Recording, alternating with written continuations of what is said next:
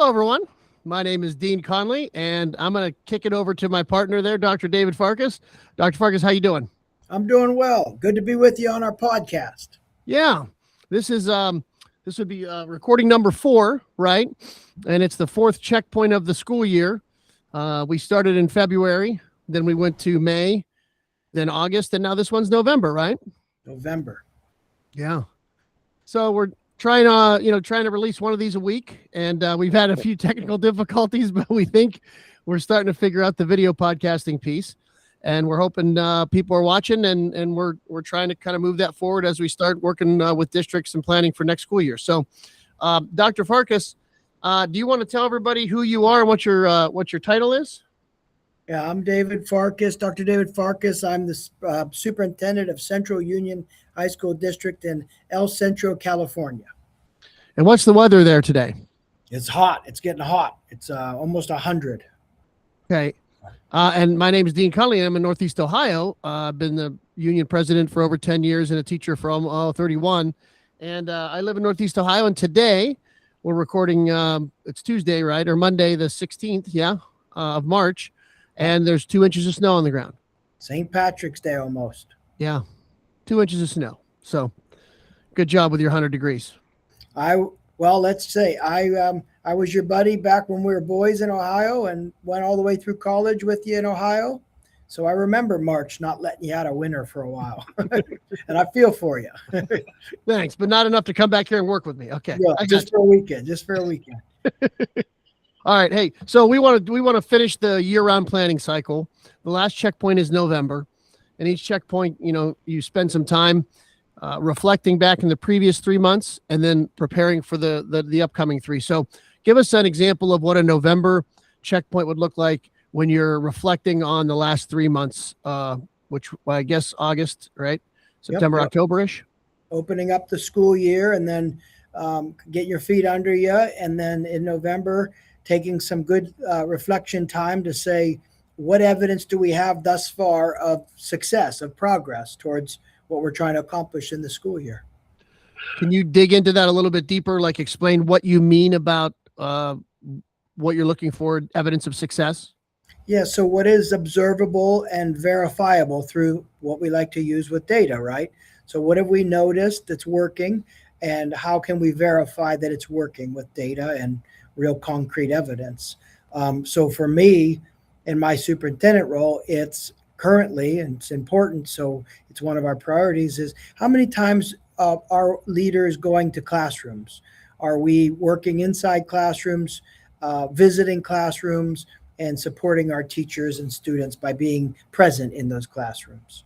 And then for our site administrators, what are they looking for when they're in the classrooms? Obviously showing that they're visible and they're present, but also what are they gathering as far as the elements of instruction in our district? It's engagement. What are we doing to make sure students are interacting inside those lessons and those hands-on opportunities?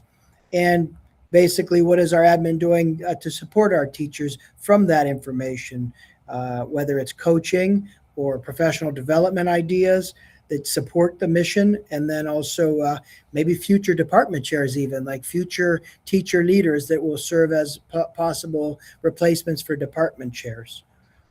Everything that goes on within their department, including our professional learning community. So there's a lot that goes into it, but it all starts with understanding what we're looking for and being able to reflect back to the first day of school.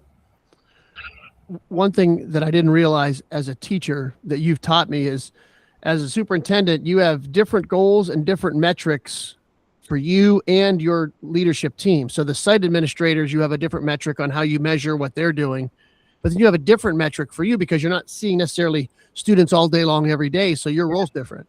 And that's fairly new. Obviously, when you're a superintendent or any first year, you kind of try your best to learn and catch up and support. But I'm in year 4 now, so it's about expanding to this. We have the same priorities and the same goals, but everyone has a different role. And the superintendent role is even more different than any of my previous roles, and even like our principals. We have different roles for different situations, and classrooms is a good example. So that was a reflection in November. It's something that you've been through a couple times. What's something that in November you're starting to prepare for the next 3 months at this checkpoint?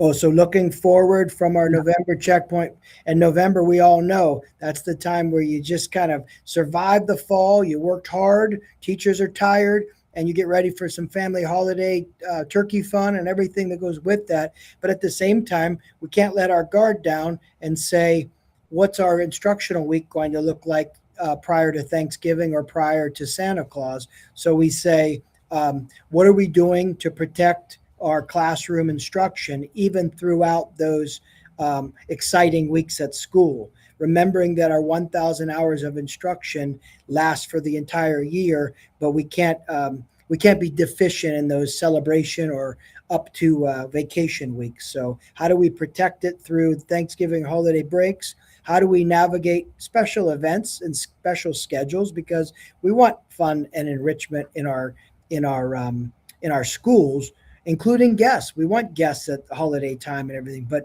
we have to balance it out. So how do we organize and communicate? How to make sure if Dean Conley's classroom's having a fun holiday party, that those other days are still moving forward with instructional protection.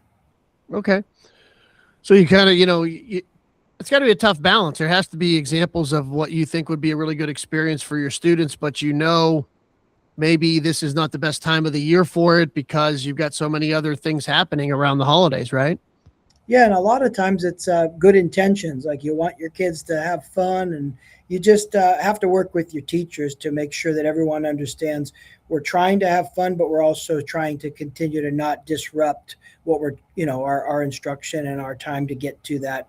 In some cases, for middle school and high school, those semester breaks, which entails finals as well.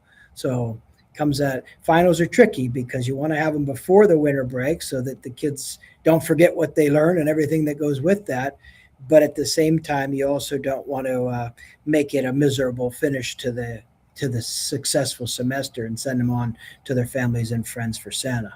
So Okay. balance is important with that, and that's something you want to communicate from the very beginning with your communication on how we're ensuring instruction's protected, but also saying this is how we vet our guests, this is how we communicate so that guests are still welcome, but just certain times.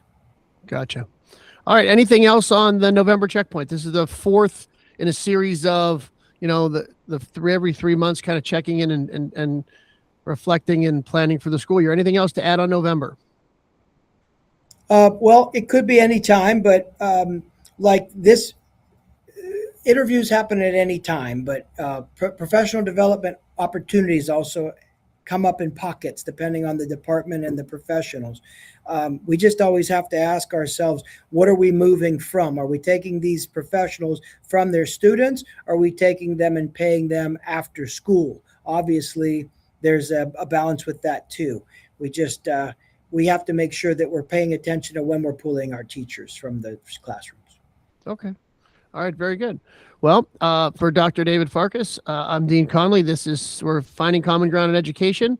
And this is will be the fourth segment of our first chapter of the yearly planning cycle together. So thank you very much for watching, and we will see you soon.